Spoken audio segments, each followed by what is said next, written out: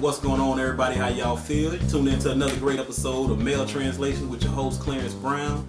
I got my boy here, my partner, Barak. Amen. Awarded 2015 Tampa Bay's Comedian of the Year. Y'all give him a big round of applause. Rock, let me get some love. What's good with it? What's good with it? Ain't nothing I can't call it. Yes, sir. So, I mean, man, I brought you in because, we got to discuss some relationship issues. That's what Male Translation is all about. But at the same time, we're going to, talk about some of the awards, man. And you just got awarded the 2015 Tampa Bay Area's Comedian of the Year. I need you to tell everybody how that feel, man. That's right. Go ahead on that. Well, it's, first off, it's a humbling experience, just to know that people rock with me that much, what I'm saying? I know I can get in front of a crowd, and make the crowd laugh. But a lot of times, you don't know if people laughing at you or with you. But it's good to see that so many people laughed with me and supported me, man, and just really wanted to see me receive that, because there was a lot of people out there in the crowd, man, that was, just saying my name, man, and was like, I voted. Right. Now, you funny dude, but I'm going to tell you on the low. Yeah. I had to vote for Marlon because that's my boy, what I'm saying? Ain't no disrespect. But, yeah, no disrespect. But, I had to, go with the home team because, I've known bro for a long time. But yeah, he came out there too. He came out there, he Kanye West me. He jumped up on stage. But, snatched the mic out your hand. I'm going to get it back. But, yeah, that's the bro, though, man. He came out there. He did good, too. That's what it is, man. So, what we're going to talk about tonight is a situation that a lot of brothers, they've been hitting me up like, man, this is something y'all need to touch on. It's an epidemic, and it's about when the women approach them with you the father of the child. Yeah. So, we titled this one, That Baby Don't Look Like Me. You know what I'm saying? So, I know you've been doing the comedy thing for a minute, and you host different events and, speaking engagements and a lot of different things. So, I want you to tell people if you ever had a situation where, like, you had, say, a person in the crowd, female in the crowd, approach you at the end of the show, and they like, you remember me? And you like, no. Like, remember in 2010 in April, and it was the second week, and then it was raining that day, and then you like, what? What you talking about? You ain't know had something like that? Thankfully no, because my motto was eat the kids. So you know what I'm saying? I'm not going. My mama told me a long time ago, don't let them fast tail girls mess up our money. You know what I'm saying? So I know. You know what I'm saying? Man, you gonna have them on the Amber Rose slut walk, man. You tripping? You gotta hit them with your eyes closed. You can't look them in their face. Well, I'm saying, okay, now, what if you had a situation like that? Okay, a female hit you at the show like, yeah, man, this you see little Tank, this your baby, and if they look like Bernie Mac or Michael Blackson or something. Well, luckily enough, I would never, that the cute dude, growing up, I ain't had nothing, so I ain't really started being nobody until I got grown, so they wasn't into me then. So you wasn't nobody, nobody. Nah, they ain't like me then, but it's a lot of them that do throw it, now, and I'm pretty sure if they had the opportunity, they would probably come back, And who knows, everybody grown, it'd be a lot of nights where, you out there living that lifestyle, and you might not remember a lot of nights, but I would just say if somebody was to come to me, have some, at least have some solid proof, because, first off, my wife Haitian, and she can fight, so she don't blow that brick dust in your face, She gonna snatch your tracks out, you know what I'm saying? So, that brick dust. Yeah, like that dude on Beetlejuice. Man, you tripping, man. Yeah. You tripping. But I'm saying, you got the women that's attracted to the light. So, with you being on stage and you've been amongst a lot of people that have a little more notoriety and national popularity and things like that. So you get put on that same pedestal. When they see you on stage, they don't see you any different from, the next guy. You know what I mean? So I'm certain there's been plenty of women that probably have approached you like, man, listen, remember the time like you remember we used to talk back in the day? No. Yo, but check it out, right? So when it comes to like a woman approaching a man, right, and she not sure if the dude is the real father, what would you say is the best way? I would just tell her to be real and come humble in your approach. The last thing you want to do is come to a man aggression, and be like, oh, well, you gonna do this, and make it seem as though you really trying to, to come at something. If you really just want him to be the father of your child, let that be your approach.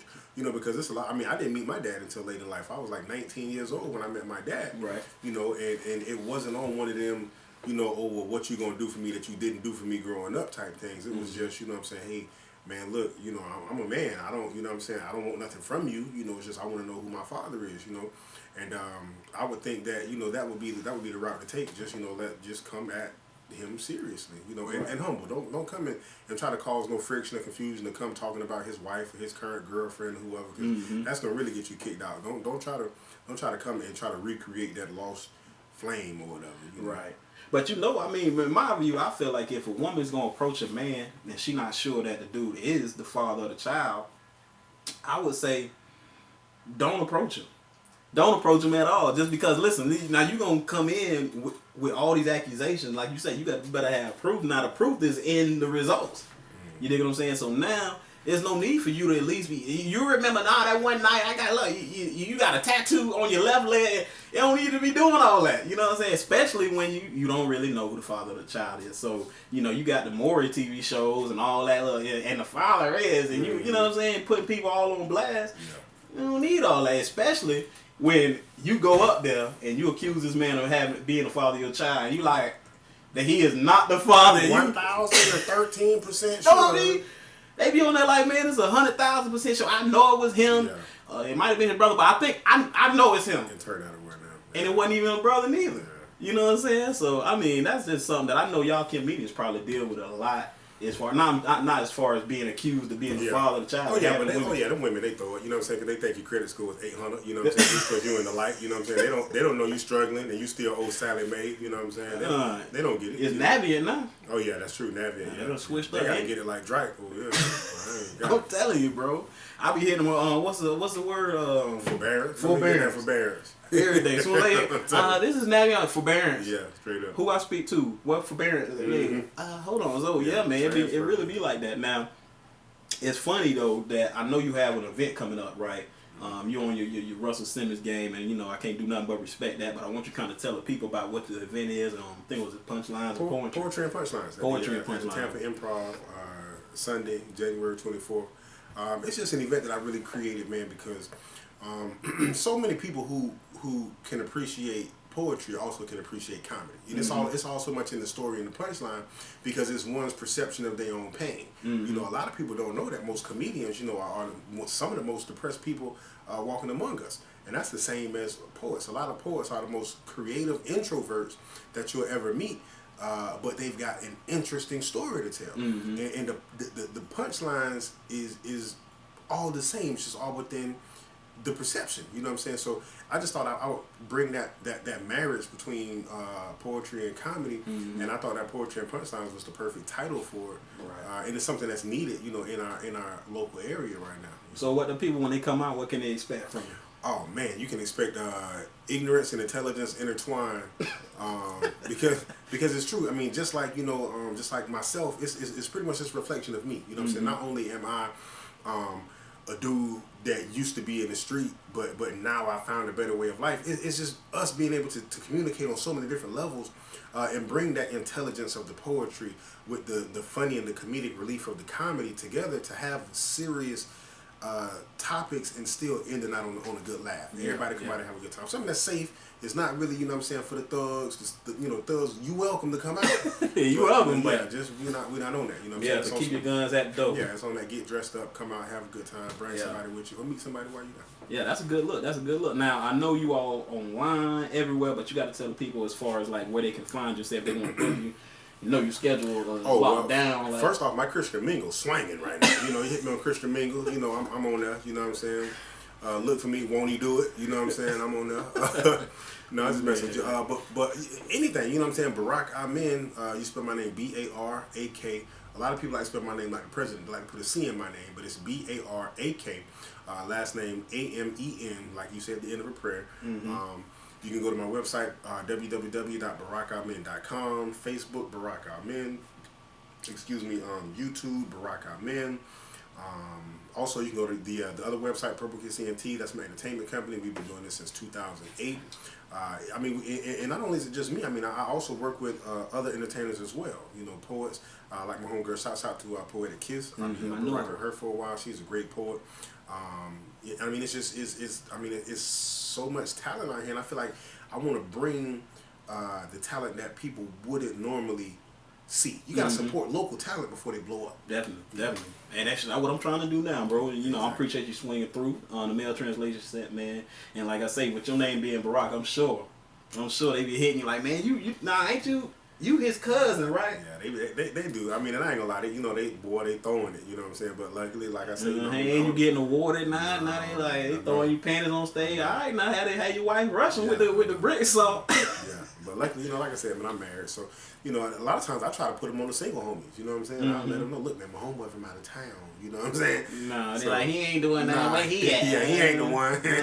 You the one. He the one. I want the head and not the workers. I want the boss. I can't do it. You would have had me on something. My mom, you had the head. You want the head? What? I can't do it. Nah, that's what it is, man. So I really appreciate you swinging through, man. We gonna make it, too long, but at the same time, I just want to talk about, because there's been a lot of fellas that hit me up like, man, these women be weighing me down, especially when in an area of entertainment, or you just doing something, you just doing your thing, you keep your grind going, and people notice it. And so some of the women might want to take advantage of that because they don't know exactly who the father of the child is, so they want to try to hit you and see if they can, hit off your 800 credit score. That's true. You know what I'm talking about? I mean, I don't really want to bash the women who don't know, you know what I'm saying? Because we've all been there. You could be dealing with somebody from 1 week and it's just an old flame or something. You've been dealing with somebody new. A lot of times, we transition from relationship to relationship a lot quicker than we were taught we should. But I think that for the women who are dogging these men out and putting them on child support without actual facts of if they are the father, not letting him see the child unless he has a relationship with her, I think those women should definitely face criminal charges if it's found that that man is not the father, because we are at risk to lose our license, which ultimately means that we're losing a potential way of supporting our livelihood. Not only that, it stresses the family, it stresses potential relationships, so that puts a barrier on that man's potential future. You know what I'm saying? So I think that really should start. That should be something that's implemented, that these women should face, criminal charges. Nah, hey, don't have them after me like, you co-sign on that. But at the same time, I did see this one story, and I forget where it was, but it was on the news about the one cat, and he had a woman, and the woman had used his name. Yeah, used his name, and really he has to go to court. He facing real charges, real time in jail, and he's not even the father. Yeah. And he know he not. She know he isn't. And she's like, oh well, he was there at the birth or something like that, and he, I signed his name. But see, stuff like that, there's stuff like that. Right, but she ain't getting no time. Nope. No time, kid. Like that blew me. Just the fact that not only the judge know, bro, you not the father. You know what I'm saying? She admitted, bro, you not the father.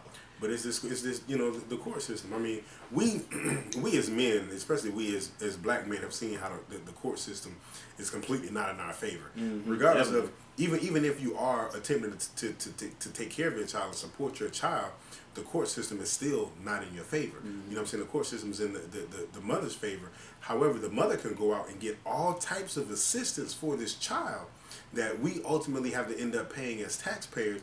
But as a man, a father, there is no such implementation for us that allows us to have this type of help. There's no programs for fathers. A man has to get out there off his sweat, the sweat of his brow, and support himself, his family, and ultimately a child that's living in a separate household, oftentimes better than he's able to support his children that live in his house. Yeah, true. They take about half your check. Oh yeah. You know what I mean? I know. No, I'm not saying that a man shouldn't have the support, but a lot of times that child's support comes in more than just a financial check. You know what I'm saying? A man being able to teach his child the fundamentals of life. You know what I'm saying? Be it a son or a daughter.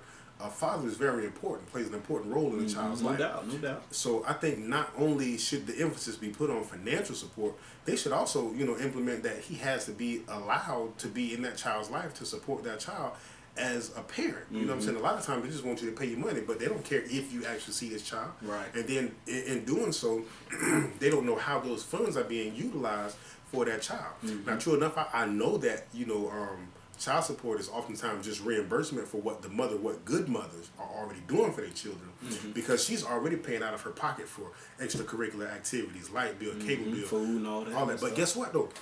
If you got your own apartment and as a grown woman who's out here having sex, I think that if you have your own apartment, you should be able to pay your own light bill anyway. Mm-hmm. You have to pay your water bill anyway. Right. You're going to have to pay for groceries anyway. You know what I'm Mm-hmm. saying? So there's a lot of these things that they saying, oh, well, I need $8,000 a month for this. Who? Yeah. You know what I'm saying? Who? Man, don't even get me started, bro. I have a cousin that manages athletes, and he put me on a lot of this game. But we're going to have to cut this short because we're going to probably get on to another topic. Okay. Because I know, you know, I had some people talking about a topic when it comes to women being, you know, I don't know, having some penalty, like you said, as far as like when it comes to the child support thing. But you know, we gonna hold that for another night. Okay. Because that's probably gonna get too deep. Oh, and yeah, it's gonna take about 30 minutes, and people gonna be like, I need to keep talking about that. I know I done lost a couple of fans already. Oh, I did like Barak, but he done got too petty with the women. Yeah, Mr. I'm so petty. I know what I am. I'm petty too. Hey, but it's all in good fun. But everybody, we want to see how y'all feel. So leave that commentary, like, comment, share, as we always say. Make sure to continue to subscribe.